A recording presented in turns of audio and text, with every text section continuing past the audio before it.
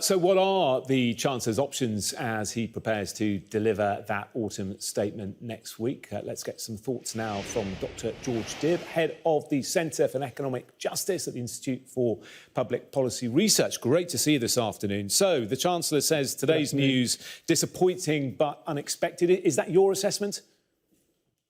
It's certainly right. I think that it is disappointing to see this growth, but it has been predicted. I think the real risk, as we just heard from your correspondent there, is that we already have the Bank of England putting up interest rates, pulling demand out of the economy, trying to slow it down to prevent inflation speeding up.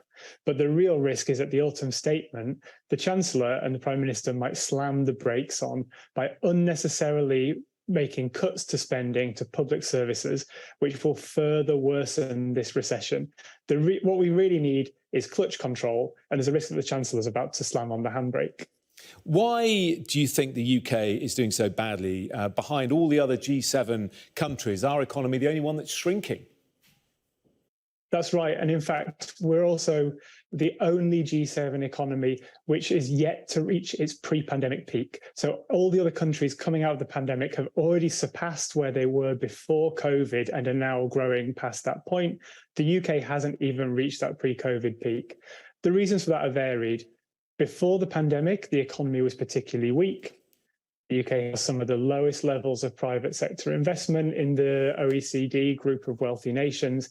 We also have had very low productivity growth since the financial crisis of 2008. We're not going into this recession after a decade of boom. We're actually going into this after a decade of falling real wages. Pay is still not up on its 2008 levels.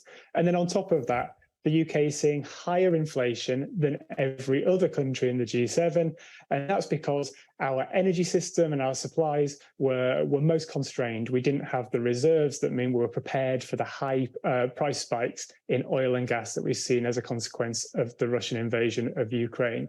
So taken together, that poor preparedness and the poor state of the UK economy before this shock means that we're seeing a far worse outcome now.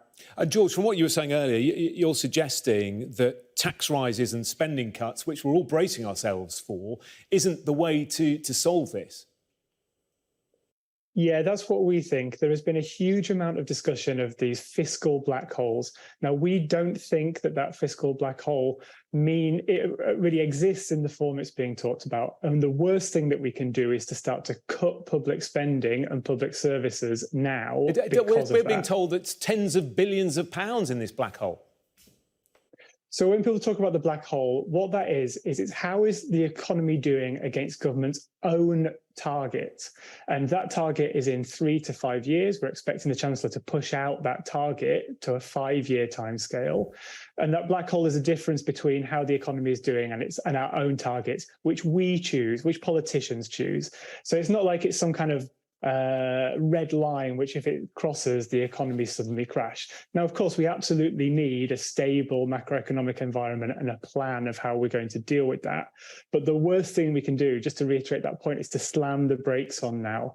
If we cut our public spending, if we cut investment in infrastructure, in science, innovation, in schools and skills, these are the things that businesses say they need security in to continue investing in the UK economy. And that means that our growth going forward will be even worse. Now is not the time to slam on those brakes. We need a stable macroeconomic environment, but that does not mean we need to do austerity all over again and make unnecessary cuts. So you're saying there's a happy medium between putting your foot on the accelerator under Trussonomics and perhaps what Jeremy Hunt is planning next week, pressing down too hard on the brake? I think that's right. And the other side of it, of course, are the tax cuts. Now, under Liz Truss, we saw unfunded tax cuts. Now, there has been some discussion that perhaps Jeremy Hunt and Rishi Sunak are going to put up some taxes. Now, we think that that is the prudent way of balancing the economy. And the way that we would recommend doing that is to ensure that those tax rises are going to be levied upon the people who are doing well through this crisis, and that the revenue raised from those taxes goes to support families who are really struggling during the cost of living crisis, struggling with their energy bills, struggling with the bills at the supermarket. So we think increasing taxes on things like capital gains, which are paid when people own an asset which is going up in value, perhaps increasing taxes on dividends, where companies are passing back those big profits that we've heard about back to their shareholders, and even increasing and broadening that windfall tax on energy companies, which we heard just a few weeks ago.